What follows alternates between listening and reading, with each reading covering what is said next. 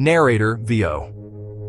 I met the time traveler who claimed UFOs hide beneath the ocean, and I still remember his eyes when he saw the map. He pointed at trenches like they were old scars and said these places would wake first. In 1987, no one cared. But then, sonar returned the same patterns, rising and sinking with smooth speed, and I watched the room fall silent. Listen close. The ocean answered him, and that was the moment everything changed. The time traveler who claimed UFOs hide beneath the ocean walked into my life in 1987. He wore a navy jacket that did not belong to any branch I knew, his hair wet as he had just climbed out of the sea and not a patrol van. They brought him into the small gray room, cuffed, silent, eyes fixed on the floor. "Hello, agents. You were not there that night, but I remember every detail. The buzzing light, the stale coffee, the sound of the tape recorder. I remember thinking he was just another drifter who wandered too close to the base. Back then, I trusted the files, the reports, the clean lines on official maps. He spoke before we asked his name. "I do not have much time," he said, voice low and flat. "I came from the year 2067. I am here because you will not listen later. You would have laughed if you were sitting beside me at that table. We did not laugh. We traded looks, the kind you give when someone ruins the script you expect. He was supposed to beg for food, lie about spies, or ask for a lawyer.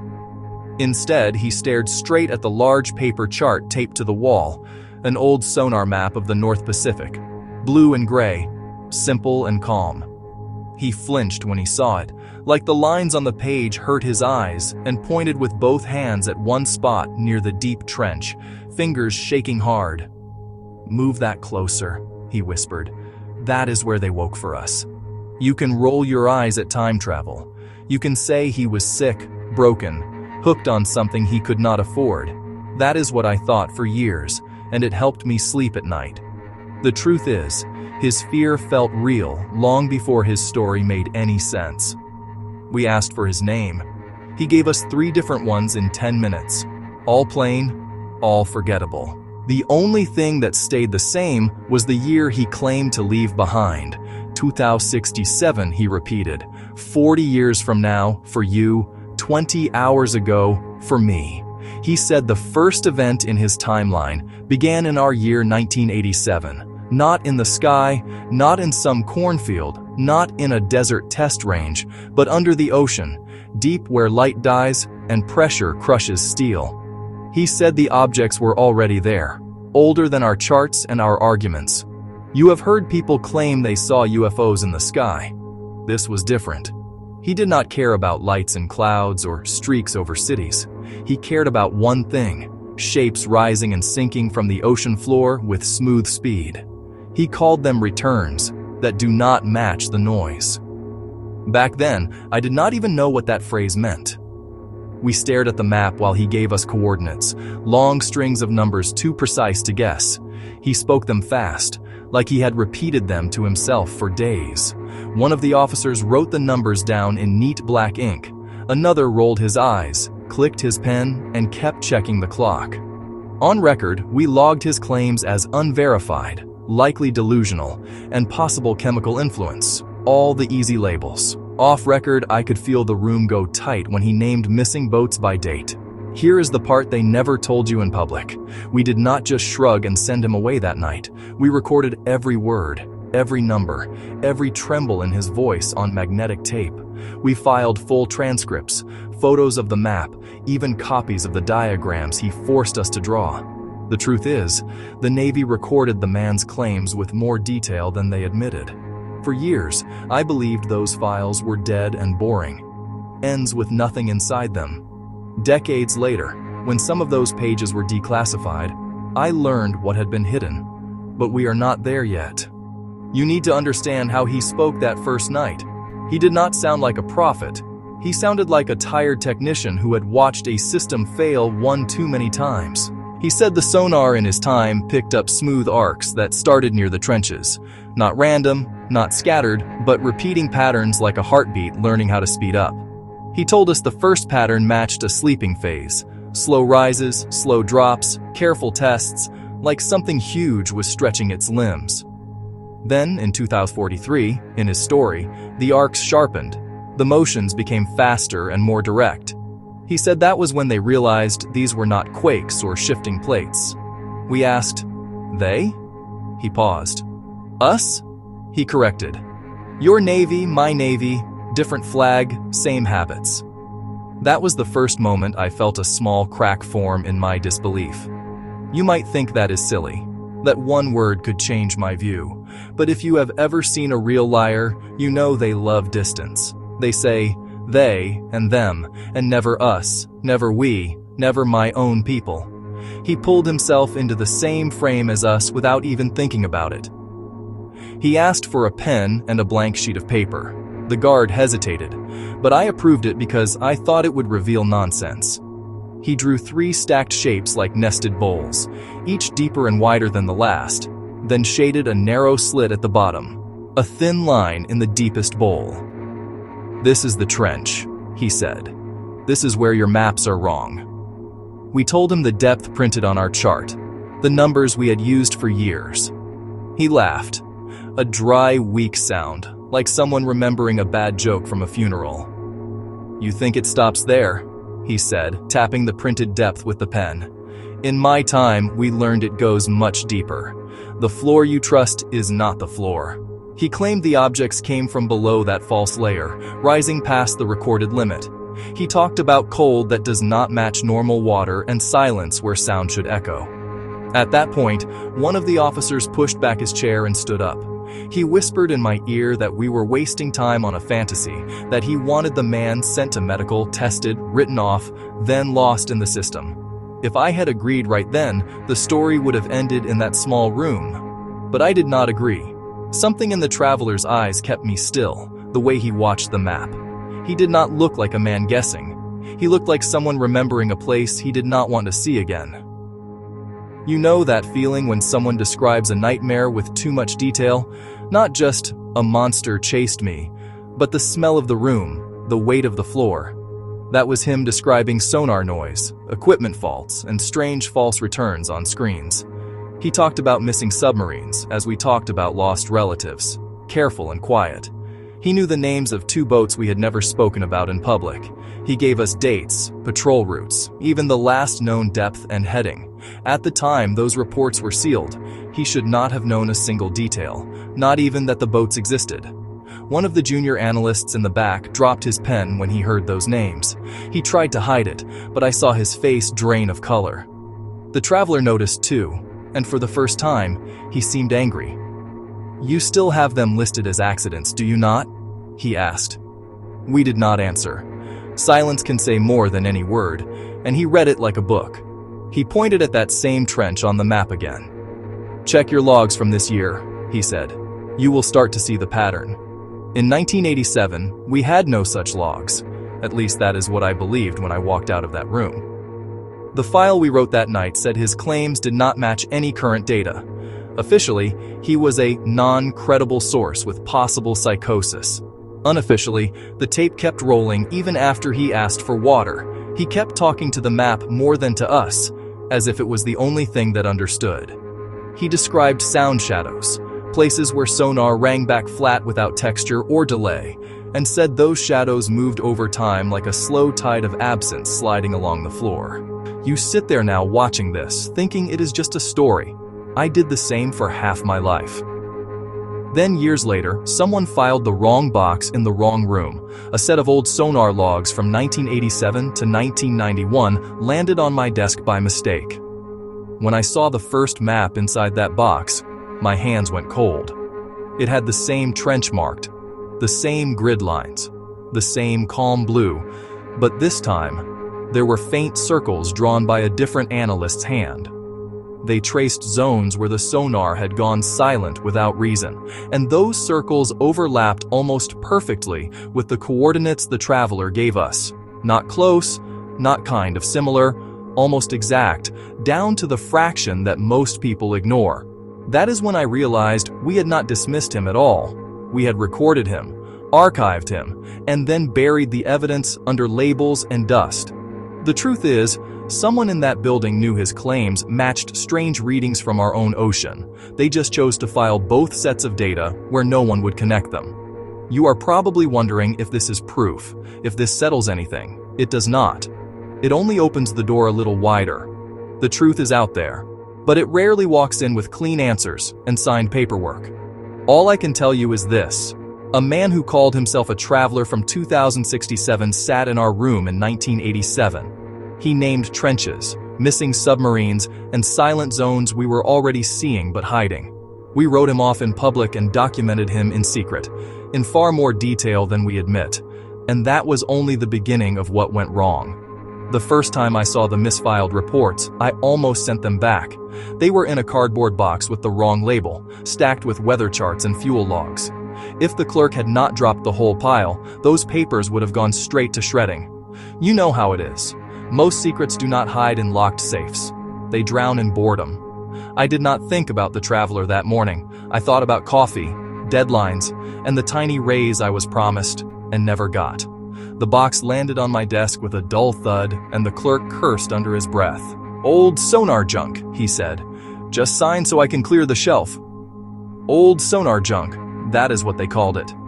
I took the lid off and smelled dust and damp ink, the scent of things left too long. On the top, someone had written Pacific Acoustic 1987-1991 in thick blue marker. You remember what year he said the first pattern began? 1987. The number sat there on the folder like an accusation. My hands hesitated in the air before I even knew why.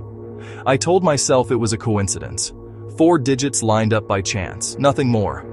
But you know better, do you not? You feel that same small itch in your mind right now. I pulled the first report free. It was a standard sonar summary. Grid coordinates, depth readings, signal strength, all dull on the surface. At the bottom, in smaller type, there was a note. Temporary loss of return in Sector C7. Possible equipment failure logged for maintenance review. Temporary loss of return. The phrase sat there like a faded bruise. I had heard the traveler call them sound shadows and zones where the ocean goes quiet. Back then, I thought he was using strange words for normal glitches. I flipped to the next page. Another patrol, another day, another depth. Again at the bottom, a short line. Unexpected dead zone in trench-adjacent grid. No clear cause. It was logged as an anomaly the same week. Different ship, different crew, same trench region. Each time, the main report stayed calm and clean, with all the fear trapped in the margins, in the little notes no one reads twice. You have to understand how these systems work. No one hides the truth in bright red ink at the top of the page. They bury it in small type at the bottom, trusting that busy eyes will slide right past, and that the stack will grow tall enough to crush anyone who tries to read it all.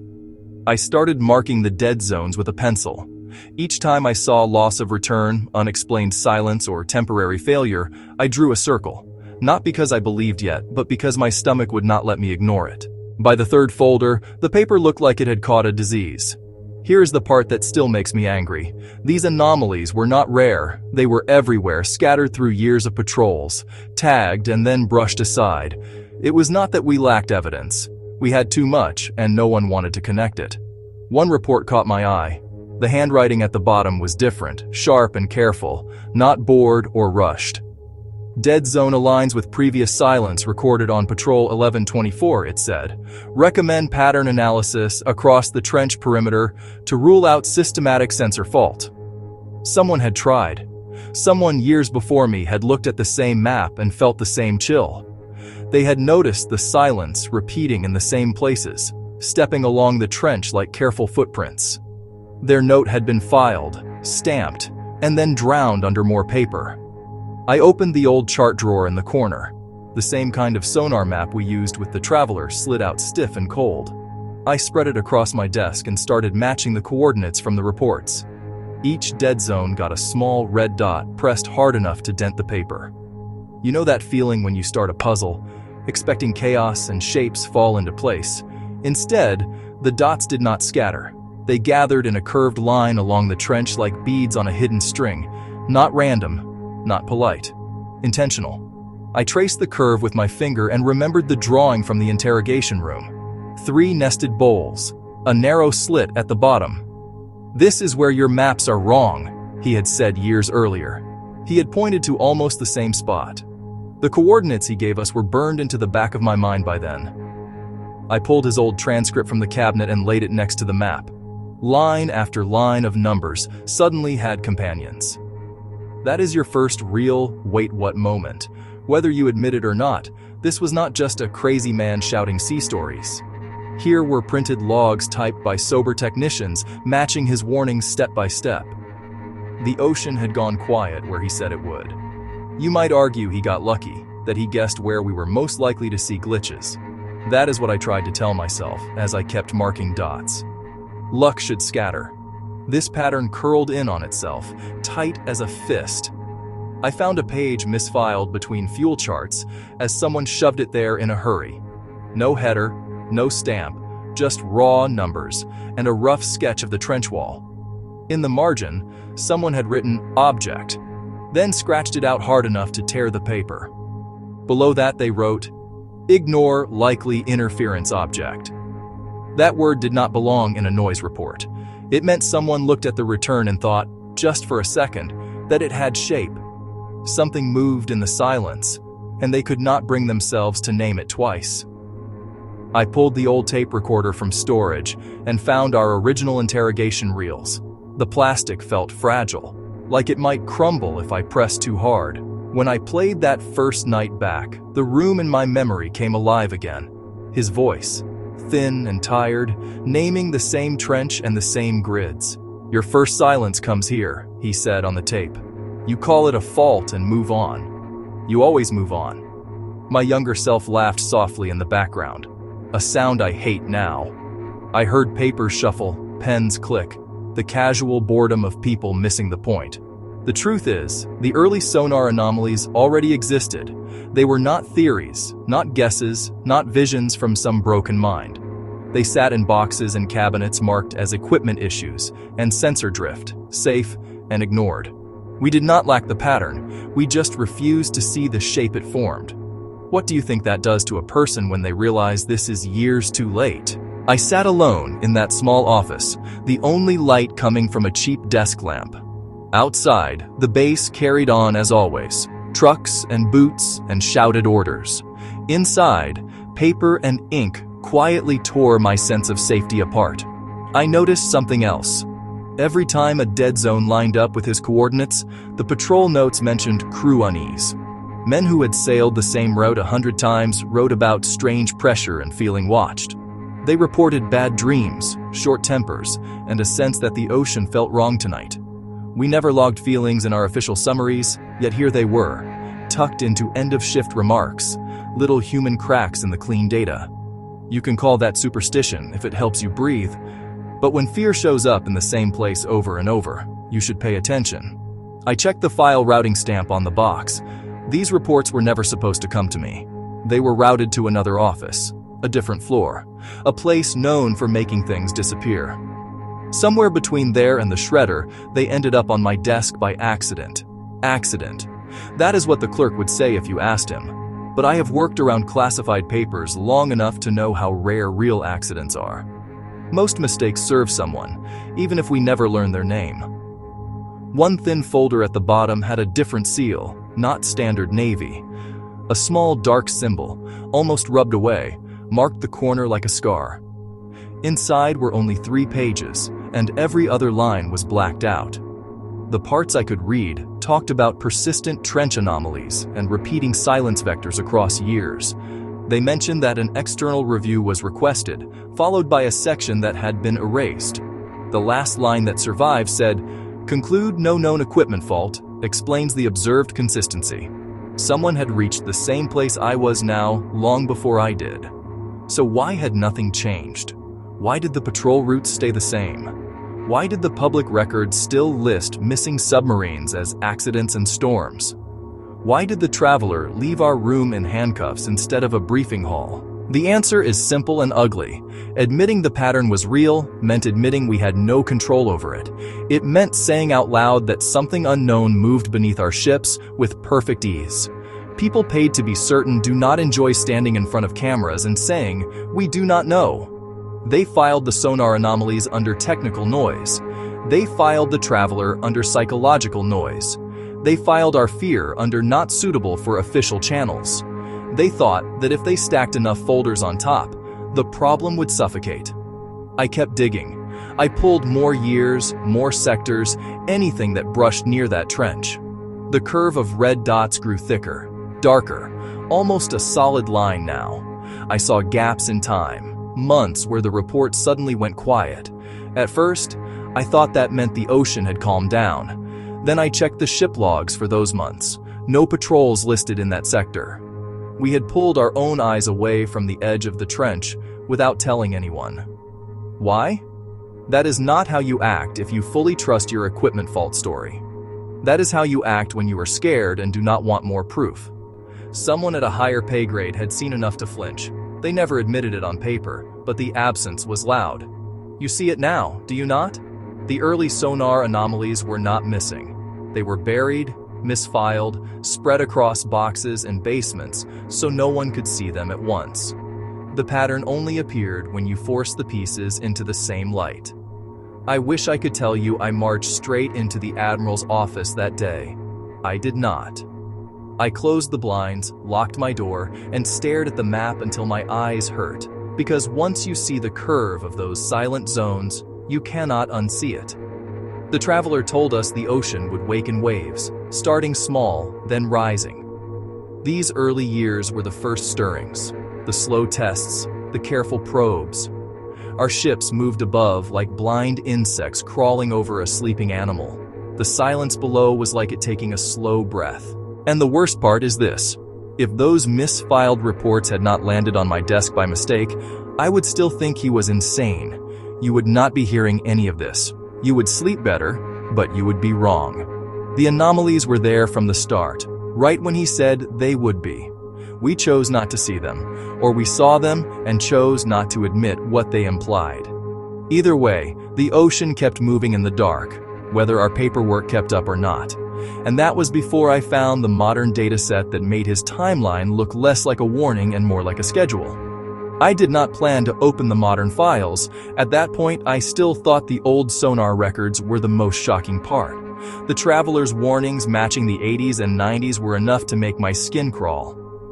But the truth is out there, and it does not stay quiet just because you close a drawer. A younger analyst brought me a drive one morning. He said the new logs were ready for review, but his hands shook as he spoke. He did not say why. Fear has a smell, and it filled the room before I touched the drive. I waited until everyone left for lunch. I locked my door, lowered the blinds, and sat alone with the screen's glow on my face. I told myself I would only skim the files. I told myself I would look at a few charts, then stop before the fear took hold. But you have felt this too. Curiosity is a trap that does not let you climb out. The first chart looked normal. Blue background, clean grid, gentle slopes, neat depth markers. A simple patrol near the trench region. Nothing strange, nothing sharp, nothing that should grab your throat. Then I saw the margin note. Silence vector detected at zone 7. Seen seconds. Pattern resembles older anomalies. Flag for review. My blood ran cold. The words older anomalies should not have been there. These analysts were not supposed to know anything about the old data. That set of files had been sealed since the 90s. I opened the next chart, then the next, then the next. Every few days, sometimes every single day, the same signature repeated.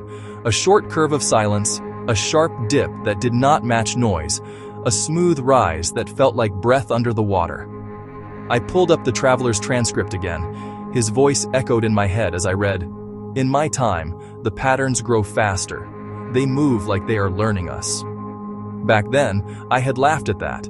Now, my hands felt cold as ice. I loaded the modern graphs and the old ones side by side.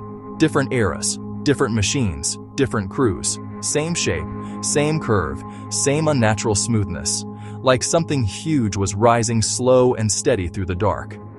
Have you ever seen two sets of lines meet after decades? Like they were drawn by the same hand. It makes your heart slow down. It makes the room feel too small. It makes every lie you ever believed about safety crumble inside you. I started matching timestamps. The traveler had given us a strange list of years during his interrogation. He spoke softly when he said them, like he feared each number, 2021, 2035, then the big shift in 2051. We ignored that list. We wrote it off as a hallucination. I typed the years into the search tool for the modern logs. The results popped up faster than I expected. I felt sick as I scrolled. There were spikes in those years, not small ones. Huge clusters of silence and speed packed tight like storm clouds on radar. I clicked into the 2021 logs. The graphs were a mess of silence arcs and sudden jumps. These were not little dips or random noise. These were shapes that looked like the old anomalies, only stronger and closer to the surface. One report even said the object rose too fast for the sensors to track, then vanished at mid-depth. Sensors do not lose targets at mid-depth unless something wants them to. The younger analyst came back from lunch. He saw my face and stopped in the doorway. He did not step closer. He did not have to ask what I had found. Fear has a way of passing through the air like cold smoke. "You saw it too," he whispered. He locked the door without asking and sat on the floor like his legs could not hold him. I asked him when he first noticed the pattern. He said last year. He said the anomalies had been rising for months, but he did not know what they meant. He said he had shown them to 2 supervisors, but both told him to stop digging. Then he told me something worse, something that still makes my stomach twist each time I say it out loud. He said he found a pattern overlay tool hidden deep in the system, a tool designed to match new silence curves to old ones, a tool built long before he was hired. Someone had been watching this pattern for years. I asked him what the tool showed. He said the new curves matched the traveler's markers almost perfectly. Not just the shape, not just the timing. They aligned with his timeline like we were walking the same path he had fled. Have you ever felt your heartbeat slow and loud, like you can hear it in your ears? That is what happened to me. I felt like the room tilted, even though the floor stayed still. The modern data did not just echo his warnings, it traced the future he had described. He told us 1987 was the beginning. The logs showed it. He told us the curves sharpen in 2043. The overlay tool showed a spike waiting there in the projection. He told us the big shift hits in 2051. The schedule tool marked a violent rise near that year. We were not looking at coincidence. We were looking at a timeline repeating itself. I opened a secure file directory I had never used before. The label said Deep Pattern Archive. I expected locked pages and timestamps and long approval chains, but the folder opened as if someone wanted me to see it. Inside were files labeled with simple names: Phase 1, Phase 2, Phase 3. Each folder held sonar images, sensor logs, temperature maps, and strange graphs I had never seen before. Each graph had the same curve, the same cold arc, the same silent shape. There was a note at the top of Phase 3.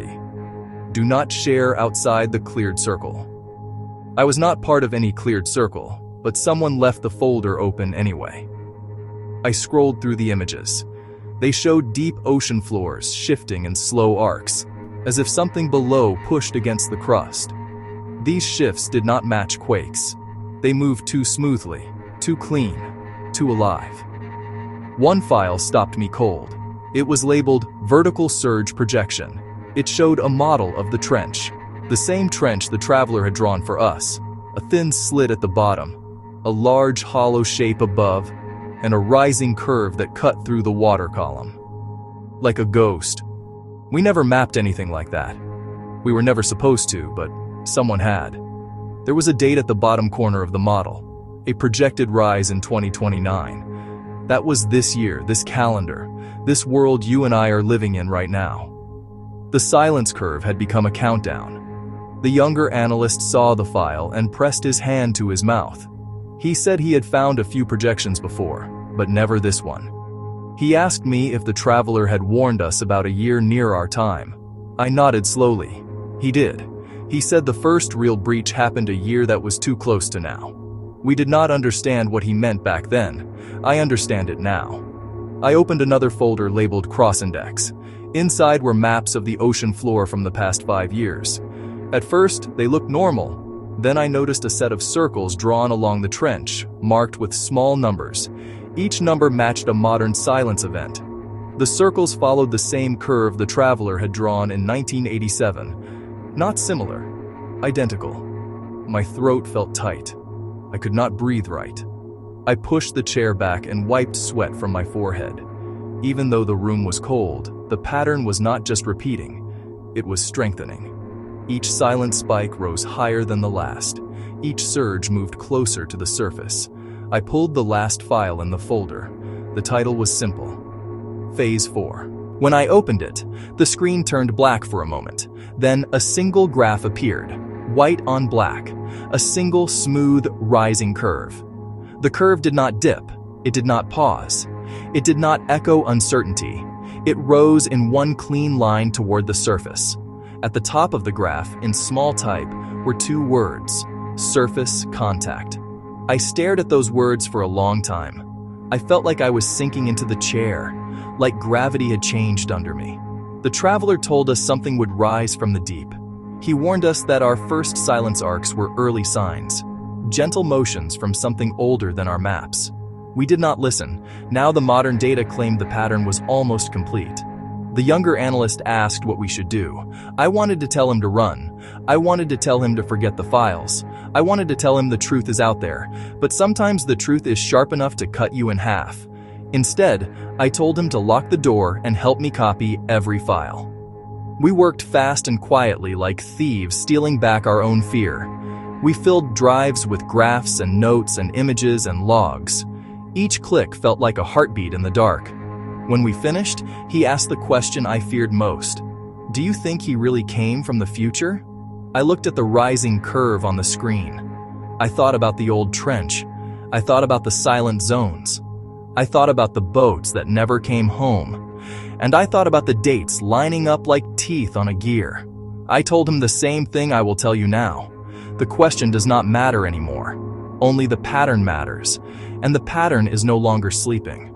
I first heard about the deep trench mission through whispers, not reports, not meetings, whispers. That is how you know something went wrong long before you see the papers. People stop talking in full sentences.